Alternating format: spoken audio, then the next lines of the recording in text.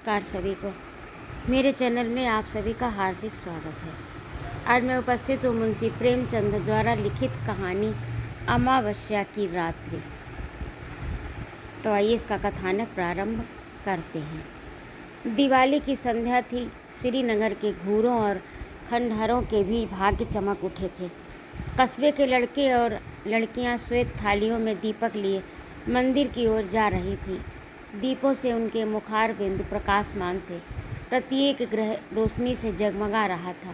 केवल पंडित देवदत्त का सप्तधारा भवन काली घटा के अंधकार में गंभीर और भयंकर रूप में खड़ा था। गंभीर इसलिए कि उसे अपनी उन्नति के दिन भूले न थे।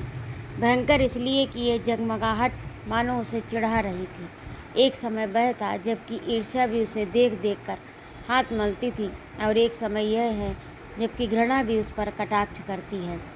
द्वार पर द्वारपाल की जगह यमदार और एरंड के वृक्ष खड़े थे। दीवान खाने में एक मतंग साण अकड़ता था। ऊपर के घरों में जहाँ सुंदर रमणियाँ मनोहर संगीत गाती थी, वहाँ आज जंगली कबूतरों के मधुर स्वर सुनाई देते हैं। किसी अंग्रेजी मदरसे के विद्यार्थी के आचरण की भांति उनकी जड़ें हिल गई हैं, और उसकी दीवारें किसी विधवा स्त्री के हृदय की भांति विदीर्ण हो रही थीं। पर समय को हम कुछ नहीं कह सकते। समय की निंदा व्यर्थ और भूल है। ये मूर्खता और अदूरदर्शिता का फल था। अमावस्या की रात्रि थी। प्रकाश से पराजित होकर मानो अंधकार ने उसी विशाल भवन में शरण ली थी।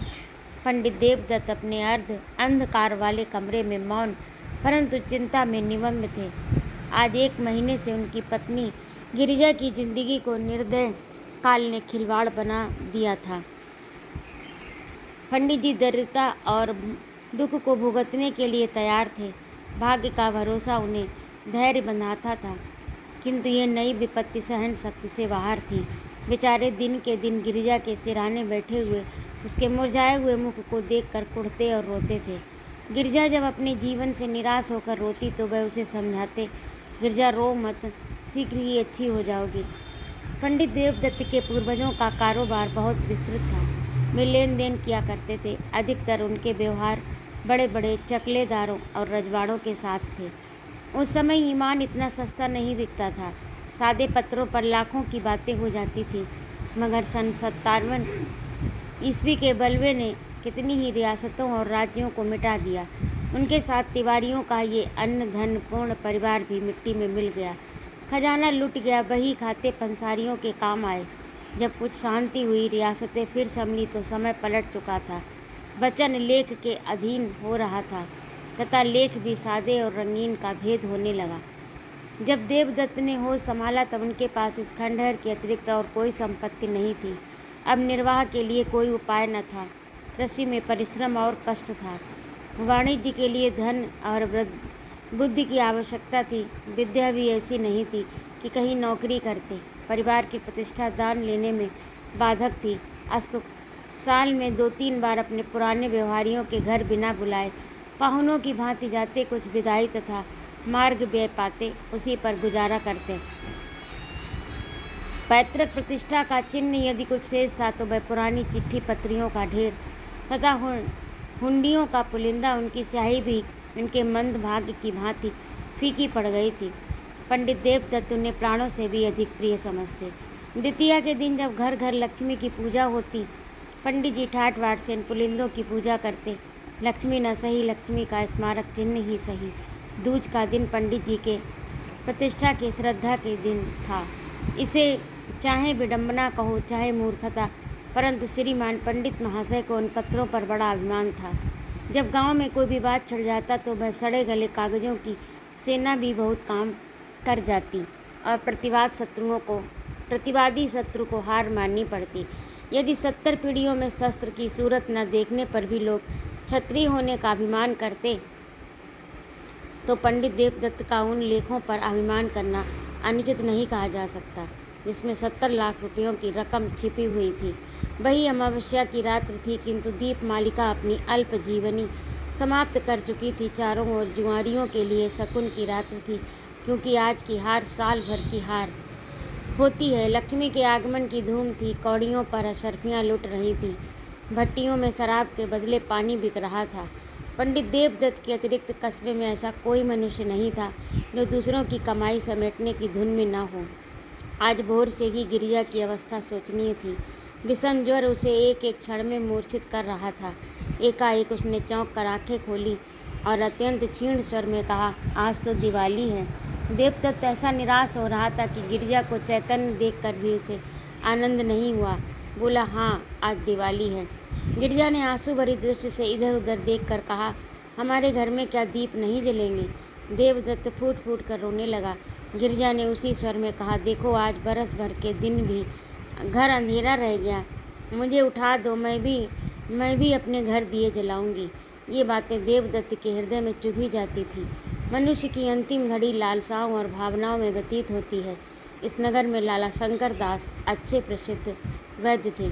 अपने प्राण संजीवन औषधालय में दवाओं के स्थान पर छापने का प्रेस रखे हुए थे। दवाइयाँ कम बनती थी, इश्तहार अधिक प्रकाशित होते थे। वे कहा करते थे, बीमारी केवल रईसों का ढकोसला है। पॉलिटिकल इकोनॉमी के राजनीति अर्थशास्त्र के अनुसार इस विलास पदार्थ से जितना संभव हो टैक्स लेना चाहिए। यदि कोई निर्धन है तो हो, यदि कोई मरता है तो मरे, उसे क्या अधिकार कि वह बीमार पड़े, मुफ्त में दवा कराए। भारतवर्ष की ये दशा अधिकतर मुफ्त दवा कराने से हुई है। इसने मनुष्यों को असावधान और बलहीन बना दिया। देवदत्त महीने भर नित्य उनके निकट दवा लेने आता था, परंतु वैद्य जी कभी उसकी ओर इतना ध्यान नहीं देते थे कि वह अपनी शोचनीय दशा प्रकट कर सके। वैद्य जी के हृदय के कोमल भाग तक पहुंचने के लिए देवदत्त ने बहुत कुछ हाथ पैर चलाए।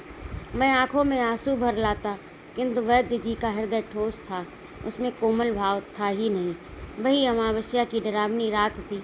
गगन मंडल में तारे आधी रात के बीतने पर भी अधिक प्रकाशित हो रहे थे, मानो श्रीनगर की बुझी हुई दिवाली पर कटाक्ष युक्त आनंद के साथ मुस्करा रहे थे। देवदत्त बेचैनी की दिशा में गिरिजा के सिरहाने से उठे और वैद्य जी के मकान की ओर चले। वे जानते थे कि लाला जी बिना फीस लिए कदापि नहीं आएंगे, किंतु हताश होने पर भी आशा पीछा नहीं छोड़ती। देवदत्त कदम आगे बढ़ाते चले जाते थे। हकीम जी उस समय अपने रामबाण विदु का विज्ञापन लिखने में व्यस्त थे। उस विज्ञापन की भावप्रद भाषा, आकर्षण शक्ति देखकर कह नहीं सकते कि वैद्य शिरोमणि थे या सुलेखक विद्यावारिधि। पाठक, आप उनके उर्दू विज्ञापन का साक्षात दर्शन कर लें। नाजरीन, आप जानते हैं मैं कौन हूँ। आपका जर्द चेहरा, आपका तने लागिर, आपका जरा सी मेहनत में बेदम हो जाना, आपका लज्जात दुनिया में महरूम रहना, आपका खाना तरीकी, ये सब इस सवाल का नफ़ी में जवाब देते हैं। सुनिए, मैं कौन हूँ। मैं वह शख्स हूँ जिसने इमराज इंसानी को पर्दे दुनिया से गायब कर देने का बीड़ा उठाया है, जिसने इश्तहारबाज जाफरोश गंदुम नुमा बने हुए हकीमों को बेखबर बुन से खोद कर दुनिया को पाक कर देने का आज़्म बिल जज्म कर लिया। मैं बहैरतगंज इंसान ज़ईफ़ उल बयान हूँ, जो नासाद को दिलसाद, नामुराद को बामुराद, भगोड़े को दिलेर, गीदड़ को शेर बनाता है। और ये किसी जादू से नहीं, मंत्र से नहीं, ये मेरी ईजाद करदा अमृत बिंदु के अदना करिश्मे हैं। अमृत बिंदु क्या है, इसे कुछ मैं ही जानता हूँ। महर्षि अगस्त ने धन्वंतर के कानों में इसका नुस्खा बतलाया था। जिस वक्त आप बीपी पार्सल खोलेंगे, आप पर उसकी हकीकत रोशन हो जाएगी। ये आबे हयात है, ये मर्दानगी का जौहर, फरजानगी का अक्सीर, अक्ल का मुरब्बा, जेहन का शकील है। अगर बरसों की मुशायराबाजी ने भी आपको शायर नहीं बनाया, अगर सबे रोज़ के रटंत पर भी आप इम्तहान में कामयाब नहीं हो सके, अगर दलालों की खुशामद और मुवक्किलों की नजावरदारी के बावजूद भी आप अहाते अदालत में भूखे कुत्ते की तरह चक्कर लगाते फिरते हैं, अगर आप गला फाड़ फाड़ कर चीखने, मेज पर हाथ पैर पटकने पर भी अपनी तकदीर से कोई असर पैदा नहीं कर सकते, तो आप अमृत बिंदु का इस्तेमाल कीजिए। इसका सबसे बड़ा फ़ायदा जो पहले ही दिन मालूम हो जाएगा कि आपकी आंखें खुल जाएंगी। आप फिर कभी इश्तहारबाज हकीमों के दाम फरेब में न फंसेंगे। वैद्य जी इस विज्ञापन को समाप्त कर उच्च स्वर से पढ़ रहे थे। उनके नेत्रों में उचित अभिमान आशा झलक रही थी। कितने में देवदत्त ने बाहर से आवाज़ दी। वैद्य जी बहुत खुश हुए। रात के समय उनकी फीस दुगनी थी। लालटेन लिए बाहर निकले तो देवदत्त रोता हुआ उनके पैरों से लिपट गया। बोला, वैद्य जी, इस समय मुझ पर दया कीजिए। गिरिजा अब कोई शायद की पाहुनी है, अब आप ही उसे बचा सकते हैं। यूं तो मेरे भाग्य में जो लिखा वही होगा, किंतु समय तनिक चलकर आप देख लें तो मेरे दिल का दाह मिट जाए, मुझे धैर्य हो जाए। उसके लिए मुझसे जो कुछ हो सकता मैंने किया, परमात्मा जानता है। मैं इस योग्य नहीं कि आपकी कुछ सेवा करूं, किंतु जब तक जीऊँगा आपका यश गाऊंगा, आपके इशारों का गुलाम बना रहूँगा। हकीम जी को पहले कुछ तरस आया, किंतु वह जुगनू की चमक थी जो दीर्घ स्वार्थ के विशाल अंधकार में विलीन हो गई। वही अमावस्या की रात थी। वृक्षों पर सन्नाटा छा गया था। जीतने वाले अपने बच्चों को नींद से जगाकर इनाम देते थे। हारने वाले अपनी रुष्ट और क्रोधित स्त्रियों से क्षमा के लिए प्रार्थना कर रहे थे। इतने में घंटी के लगातार शब्द वायु अंधकार को चीरते हुए कान में आने लगे। उनकी सुहावनी ध्वनि निस्तब्ध अवस्था में अत्यंत भली प्रतीत होती थी। ये शब्द समीप हो गए और अंत में पंडित देवदत्त के समीप आकर उस खंडहर में डूब गए। पंडित जी उस समय निराशा के अथाह समुद्र में गोते खा रहे थे। शोक में इस योग्य भी नहीं कि प्राणों से अधिक प्यारी गिरिजा का दवा दर्पण कर सकें। क्या करें, इस निष्ठुर वैद्य को यहाँ कैसे लाएं? जालिम, मैं सारी उम्र तेरी गुलामी करता, तेरे इश्तहार छापता, तेरी दवाइयाँ कूटता। आज पंडित जी को ये ज्ञात हुआ कि 70 लाख की चिट्ठी पत्रियाँ इतनी कौड़ियों के मोल भी नहीं। पैतृक प्रतिष्ठा का अहंकार सब आँखों से दूर हो गया।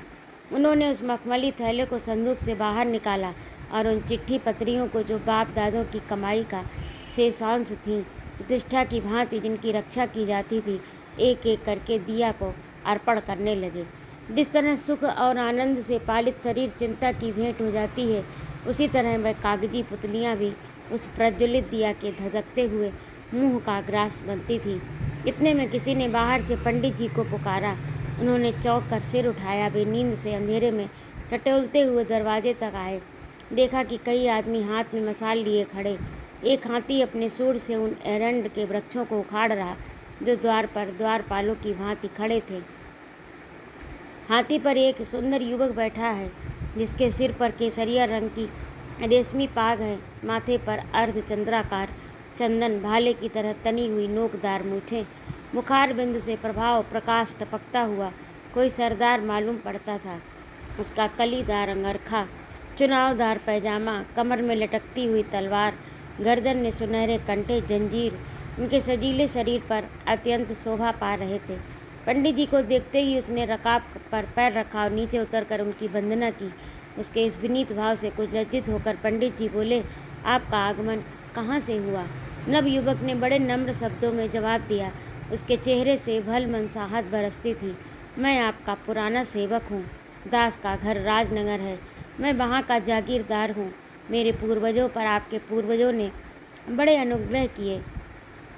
मेरी इस समय जो कुछ प्रतिष्ठा व संपदा है, सब आपके पूर्वजों की कृपा और दया का परिणाम है।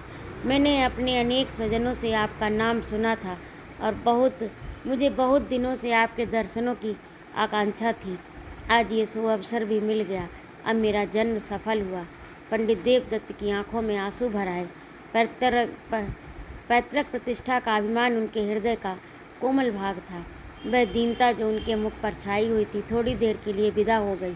वे गंभीर भाव धारण करके बोले, ये आपका अनुग्रह है जो ऐसा कहते हैं, नहीं तो मुझ जैसे कपूत में तो इतनी भी योग्यता नहीं जो अपने को उन लोगों की संतति कह सकूं। इतने में नौकरों ने आंगन में फर्श बिछा दिया। दोनों आदमी उस पर बैठे बातें होने लगी। वे बातें जिनका प्रत्येक शब्द पंडित जी के मुख को इस तरह प्रफुल्लित कर रहा था जिस तरह प्रातःकाल की वायु फूलों को खिला देती है। पंडित जी के पितामह ने नवयुवक ठाकुर के पितामह को 25 सहस्त्र रुपये कर्ज दिए थे। ठाकुर अब गया में जाकर अपने पूर्वजों का श्राद्ध करना चाहता था, इसलिए जरूरी था कि उसके जिम्मे जो कुछ ऋण हो उसकी एक एक कौड़ी चुका दी जाए। ठाकुरों को पुराने बही खाते में ये ऋण दिखाई दिया। 25 के अब 75 हो चुके। वही ऋण चुका देने के लिए ठाकुर आया था। धर्म की वह शक्ति है जो अंतःकरण में ओजस्वी विचारों को पैदा करती है। हाँ, इस विचार को कार्य में लाने के लिए पवित्र बलवान आत्मा की आवश्यकता है। नहीं तो बेगी विचार क्रूर और पापमय हो जाते हैं। अंत में ठाकुर ने कहा, आपके पास वे चिट्ठियाँ तो होंगी। देवदत्त का दिल बैठ गया। वे संभल कर बोले, संभवतः। हाँ, कुछ कह नहीं सकते। ठाकुर ने लापरवाही से कहा, ढूंढिए, यदि मिल जाए तो हम लेते जाएंगे। पंडित देवदत्त उठे, लेकिन हृदय ठंडा हो रहा था। शंका होने लगी, कहीं भाग्य हरे बाग न दिखा रहा हो। कौन जाने वह पुर्जा जलकर राख हो गया या नहीं। यदि ना मिला तो रुपए कौन देता है। शोक की दूध का प्याला सामने आकर हाथ से छूट जाता। हे भगवान, वह पत्री मिल जाए। हमने अनेक कष्ट पाए, अब हम पर दया करो। इस प्रकार आशा और निराशा की दशा में देवदत्त भीतर गए। दिया के टिमटिमाते हुए प्रकाश में बचे हुए पत्रों को उलट पलट कर देखने लगे। वे उछल पड़े। उमंग में भरे हुए पागलों की भांति आनंद की अवस्था में 2-3-4 बार कूदे। तब दौड़कर गिरजा को गले से लगा लिया। बोले, प्यारी, यदि ईश्वर ने चाहा तो तू अब बच जाएगी। उन्मत्तता में उन्हें एक कदम यह भी नहीं जान पड़ा कि गिरजा अब नहीं है, केवल उसकी लोथ है। देवदत्त ने पत्री को उठा लिया। द्वार तक वे इसी तेजी से आए मानो पाँव में पर लग गए, परंतु यहाँ उन्होंने अपने को रोका और हृदय में आनंद की उमड़ती हुई तरंग को रोक कर कहा, ये लीजिए, वह पत्री मिल गई। संयोग की बात है, नहीं तो 70 लाख के कागज दीमकों के आहार बन गए। आकस्मिक सफलता में कभी कभी ये संदेह बाधा डालता है। जब ठाकुर ने इस पत्री को लेने का हाथ बढ़ाया तो देवदत्त को संदेह हुआ, कहीं वह उसे फाड़ कर फेंक न दे। यद्यपि यह संदेह निरर्थक था, किंतु मनुष्य कमजोरियों का पुतला है। ठाकुर ने उसके मन के भाव को ताड़ लिया। उसने बेपरवाही से पत्री को लिया और मसाल के प्रकाश में देखकर कहा, अब मुझे विश्वास हुआ। ये लीजिए आपका रुपया, आपके समक्ष है, आशीर्वाद दीजिए, मेरे पूर्वजों की मुक्ति हो जाए। ये कहकर उसने अपनी कमर से एक थैला निकाला। उसमें से 1,000 के 75 नोट निकालकर देवदत्त को दिए। पंडित जी का हृदय बड़े वेग से धड़क रहा था। नाड़ी तीव्र गति से कूद रही थी। उन्होंने चारों ओर चौकन्नी दृष्टि से देखा, कहीं कोई दूसरा तो नहीं खड़ा है। तब कांपते हुए हाथों से नोटों को लिया। अपनी उच्चता प्रकट करने की व्यर्थ चेष्टा में उन्होंने नोटों की गणना भी नहीं की। केवल उड़ती हुई दृष्टि से देखकर उन्हें समेटा, जेब में डाल दिया। वही अमावस्या की रात्र थी। स्वर्गीय दीपक भी धुंधले हो चुके थे।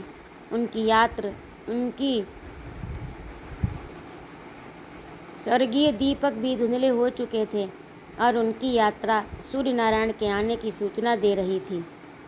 उदयाचल फिरोजी बाना पहन चुका था। अस्ताचल में भी हल्के श्वेत रंग की आभा दिखाई दे रही थी।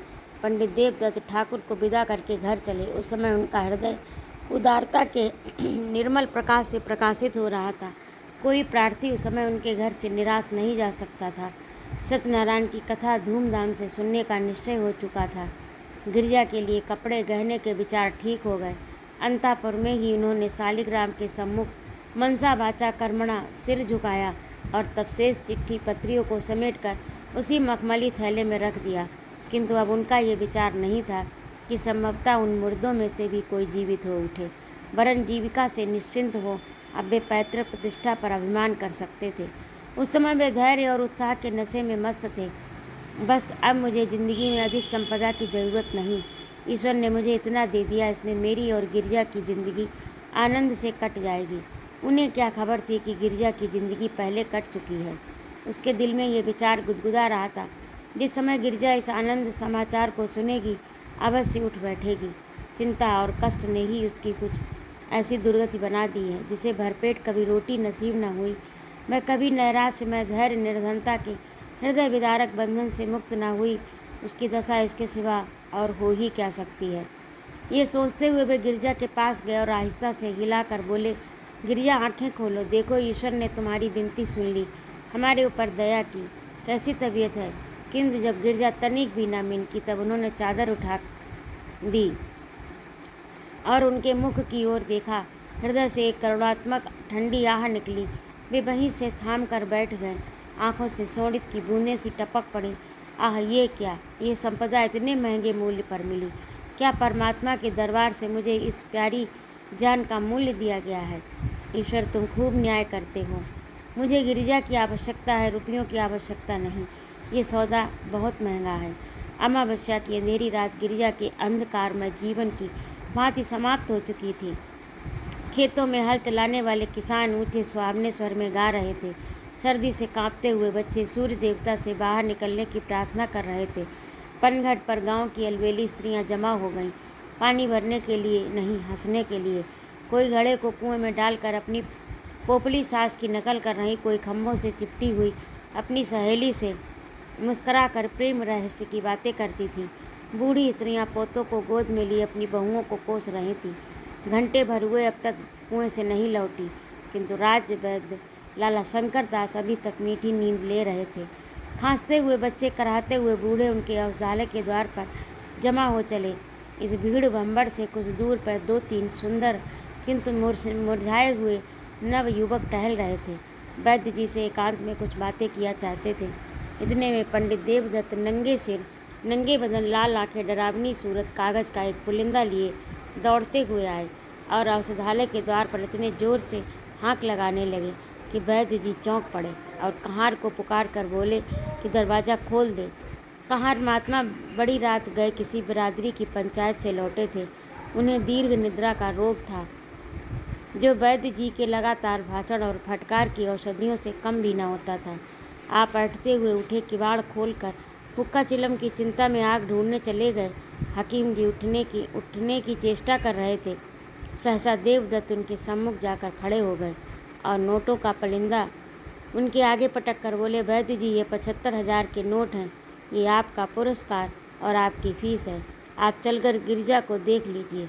ऐसा कुछ कीजिए कि वह केवल एक बार आंखें खोल दें। यह उसकी एक दृष्टि पर न्यौछावर है, केवल एक दृष्टि पर। आपको रुपए मनुष्य की जान से प्यारे हैं, वे आपके समक्ष हैं। मुझे गिरजा की एक चितवन इन रुपयों से कई गुनी प्यारी है। वैद्य जी ने लज्जा में सहानुभूति से देवदत्त की ओर देखा और केवल इतना कहा, मुझे अत्यंत शोक है। सदैव के लिए तुम्हारा अपराधी हूँ, किंतु तुमने मुझे शिक्षा दे दी। ईश्वर ने चाहा तो ऐसी भूल कदापि न होगी। मुझे शोक है, सचमुच है। ये बातें वैद्य जी के अंतःकरण से निकली थी। तो ये था आज की कहानी का भाग। आपको कैसा लगा कमेंट करके अवश्य बताइएगा। और यदि आपको मेरा कहानी सुनाना अच्छा लगता हो तो कृपया मेरे चैनल को सब्सक्राइब अवश्य करें तथा लाइक और कमेंट भी करें, अपने मित्रों में शेयर भी करें। और आपके सुझाव का सादर स्वागत भी है। जय माँ भारती।